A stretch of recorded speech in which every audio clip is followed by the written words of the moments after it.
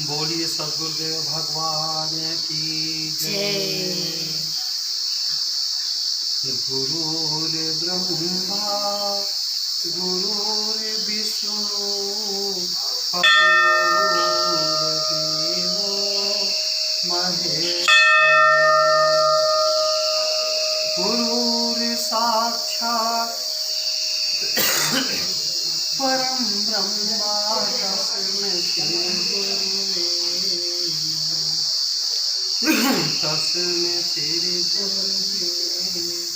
नमः। बोलिए सच्चे दरबार की जय।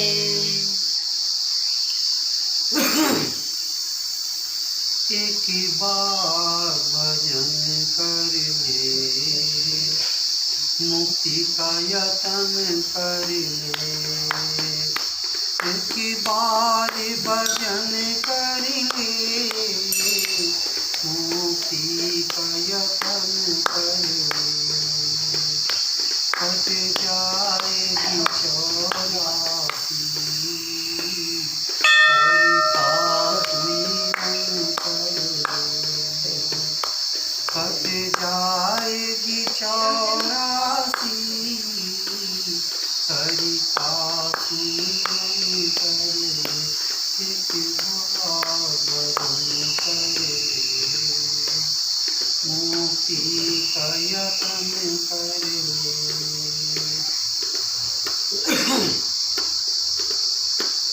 चोला है ये मानुष का, हर बार नहीं मिलता। चोला है ये मानुष का, हर बार नहीं मिलता। जो गिर गया डाली से, वो फूल नहीं खिलता। जो गिर गया डाली से, वो फूल नहीं खिलता। मौका है ये जीवन का, गुलजार चमन कर ले। मौका है ये जीवन का, गुलजार चमन कर ले। एक बार भजन कर ले, मुक्ति का यतन कर ले। संतों ने जो गाया है, हम भी हैं उसी पथ पर। संतों ने जो गाया है, हम भी हैं उसी पथ पर। प्रेमी तुम भी गाओ, मेरी धुन सुन सुन को। मिट जाएगी स्याही, उंगला तन मन कर ले। मिट जाएगी स्याही, उंगला तन मन कर ले। एक बार भजन कर ले, मुक्ति का यतन कर ले। मस्तानों की टोली में नाम लिखाया अपना।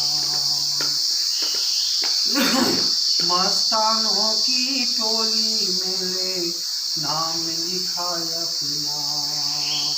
फिर साफ नजर आए, जीवन है एक सपना। फिर साफ नजर आए, जीवन है एक सपना। एक बार भजन कर ले, मुक्ति का यतन कर ले। बोलिए सद्गुरुदेव भगवान की जय। एक बार भजन कर ले। अगर इस मानव तन को प्राप्त करके हमने भजन नहीं किया तो बहुत बड़ा नुकसान किया। भजन ही सार है। संसार की कोई वस्तु आपके साथ जाने वाली नहीं, केवल भजन, बंदगी, साधना, सुमिरन, सत्संग, जो दान पुण्य किया है वही जाएगा। मुक्ति का यतन, बिना भगवान के भजन के कल्याण नहीं है। तो बोलिए सच्चे दरबार की जय। सौनको ह वै महासालो अंगिशम विधिवधु प्रसन्नम प्रपक्ष कस्मन्यो भगवो विज्ञाते सर्वमिदं विज्ञातम भवति। सौनक बहुत परिवार वाला था, उसके बहुत बड़े बड़े भवन। उसने सत्यवाह ऋषि के शिष्य अंगिरस ऋषि के सम्मुख उपस्थित होकर शास्त्र नियमानुकूल प्रश्न किया कि हे ज्ञाता गुरु, किस एक के जान लेने से यह सब कुछ जान लिया जाता है और उस एक के न जानने से यह सब कुछ जाना हुआ न जानने के सदृश हो जाता है। इस परम तत्व को बतलाओ। उसके उत्तर में अंगिरस ऋषि ने इस प्रकार कहा, तस्मै स होवाच द्वैविद्ये वेदितव्ये इति स हस्म यद ब्रह्म विदो वदन्ति परा चैवा परा च। कि इस प्रश्नकर्ता सौनक ऋषि को ब्रह्मवेत्ता अंगिरस ने कहा कि विद्या दो प्रकार की है। विद्या दो प्रकार की है, वह जानने योग्य है।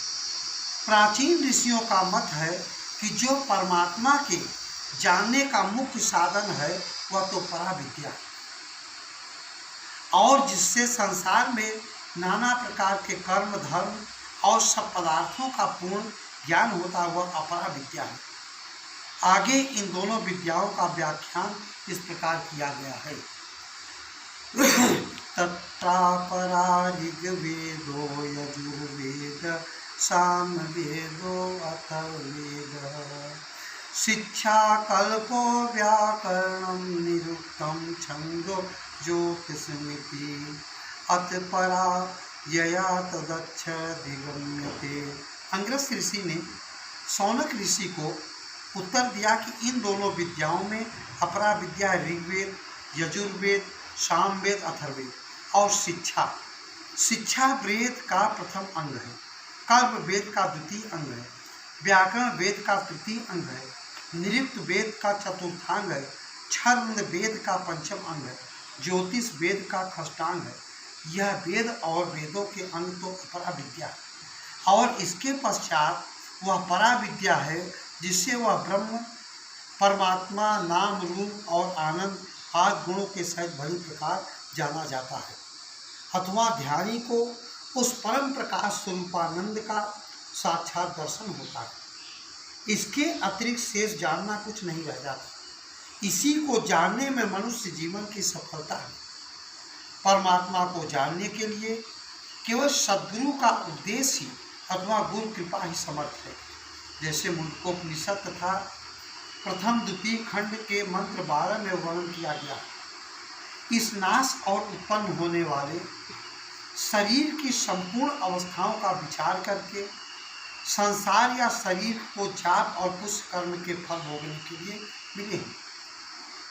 वेद को जानने वाला अथवा ईश्वर को जानने की इच्छा वाला पूर्ण विश्वासी संसार के सर्व भोगों से उपराम होकर रहे, क्योंकि केवल विषय भोग ही प्राप्त नहीं करने हैं। किए हुए से पृथक कर्म के फल भोग से रहित होकर परमात्मा के ज्ञान का इच्छुक सद्गुरु के पास ही जाए।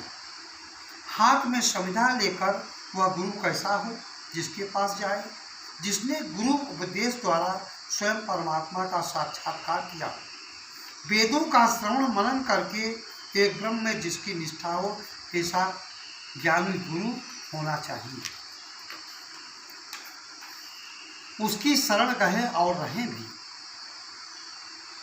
कितने ही मनुष्यों का विचार है कि ब्रह्मचर्य आश्रम में वेद विद्या पढ़ाने वाला और यज्ञोपवीत धारण कराने वाला गुरु का लेने के पश्चात ईश्वर प्राप्ति के लिए पुनः गुरु धारण करने की कोई आवश्यकता नहीं रहती। किंतु उनको समझना चाहिए कि जब वेद पढ़ते हैं तब केवल श्रवण ही होता है, और जब उस वेद में श्रवण किए हुए कर्म धर्म ईश्वर का मनन करते हैं तो बहुत सी शंकाएं उत्पन्न होती हैं। जब निध्याध्यासन करते हैं तो अनेक बाधाएं उत्पन्न होती हैं, क्योंकि केवल पठन और श्रवण मात्र से परमात्मा का पूर्ण ज्ञान नहीं होता। वह तो केवल शब्द मात्र पराविद्या है। पराविद्या जानने वाले गुरु से ही वह विद्या प्राप्त हो सकती है।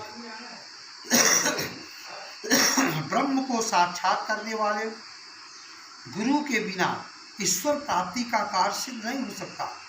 पढ़ाने वाला या यज्ञोपवीत देने वाला गुरु तो केवल शब्द का ज्ञान करवाता है, और सन्यासी सद्गुरु परमात्मा का साक्षात दर्शन करवा देता है। इस पराविद्या का अधिकारी शिष्य कैसा हो? पूर्ण मुमुक्षु, वैराग्यवान, श्रद्धावान, विश्वासी, सत्यवादी, विद्वान, विचारशील, सदाचारी, आस्तिक, बुद्धि वाला, परोपकारी, पुरुषार्थी, दानी, मधुरभाषी आदि गुणों वाला वह शिष्य होना चाहिए। ऐसे शिष्य को ही उपदेश की हुई विद्या फलीभूत होती है। उस ब्रह्म ज्ञान पराविद्या के जिज्ञासु ब्राह्मण को, उस पराविद्या के द्वारा ब्रह्म को जानने वाले आचार्य पास आए हुए को भली प्रकार से, जिसका चित्त ब्रह्मचर्य से नितांत उज्जवल हो गया है, उसकी शांति के लिए जिस प्रकार भी हो सके नाश रहित संपूर्ण ब्रह्मांड में रहने वाला परमात्मा का पूर्ण रूप से ज्ञान करवाए अथवा उसकी प्राप्ति करवाए, नित्य रहने वाले अनादि ईश्वर का उद्देश्य तत्व के सहित बतलाए, अथवा जिस प्रकार वह परमात्मा है उसी प्रकार बतलाए। ब्रह्म के जानने के साधनों और उसके स्वरूप पर भी, जिसका नाम ब्रह्म विद्या है, भली भांति समझाए। बोलिए सद्गुरुदेव भगवान की जय। एक भजन के माध्यम से मेरी सुरता प्रभु मेरे ती, राम नाम गम खेती, मेरी राम नाम गम खेती। मेरी सुरता प्रभु मेरे ती, राम नाम गम खेती, मेरी राम नाम गम खेती। गुरु कृपा से खेती पाई, गुरु कृपा से खेती पाई, गंगा यमुना रेती। राम नाम का बीज पड़ा है, राम नाम का बीज पड़ा है, निपजत हीरा मोती, मेरी राम नाम गम खेती, मेरी सुरता प्रभु में रेती, राम नाम गम खेती, मेरी राम नाम गम खेती। प्राण अपान मिला कर साधु, प्राण अपान मिला कर साधु, कर लेने की धोती। त्रिकुटी मंडल में हंस विराजे, यह दर्शे एक ज्योति, मेरी राम नाम गम खेती, मेरी सुरता प्रभु में रेती, राम नाम गम खेती, मेरी राम नाम गम खेती। सूरत नीरत का बैल बनाया, जब चाहे जब ज्योति। सूरत नीरत का बैल बनाया, जब चाहे जब ज्योति। मीरा के प्रभु गिरधर नागर, हर के चरण पर प्रीति, तेरी राम नाम गम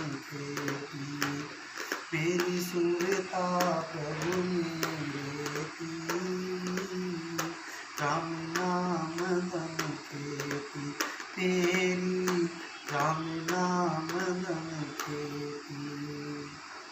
बोलिए सच्चे दरबार की जय।